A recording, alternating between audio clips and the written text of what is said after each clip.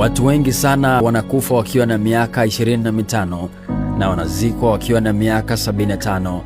Benjamin Franklin aliwahi kusema hivi.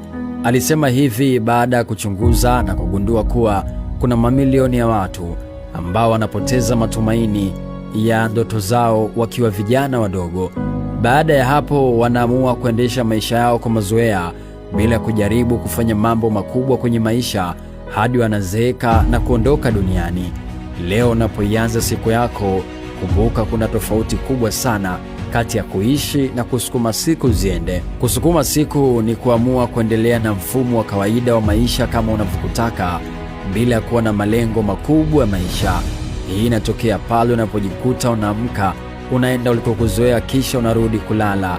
Ila ukijiuliza, hivi ni kitu gani kikubwa nahitaji kukifanikisha kwenye maisha, unajikuta bado hauna jibu.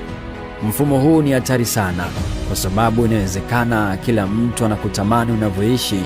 Kwa nje watu wanakuona umefanikiwa kwa sababu ya mali unazomiliki, cheo ulicho nacho, umaarufu wako, kazi yako nzuri, elimu yako kubwa ama gari unaloendesha. Lakini kwa ndani unajua kabisa kuwa haupigi hatua na hauridhiki na maisha yako. Namna pekee ya kutoka katika hili ni kufanya maamuzi thabiti kuhusu maisha yako. Fanya maamuzi muhimu kuhusu mwelekeo wa maisha.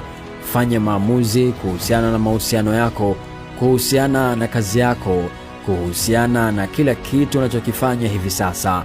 Amua kupata muda wa kutafakari na dhamira kwa kile unachokifanya kuanzia leo kitachangia katika maono yako na si tu kujaza ratiba yako ya kila siku. Imeandikwa na Noel Nanauka. Mimi ni Steve Champion.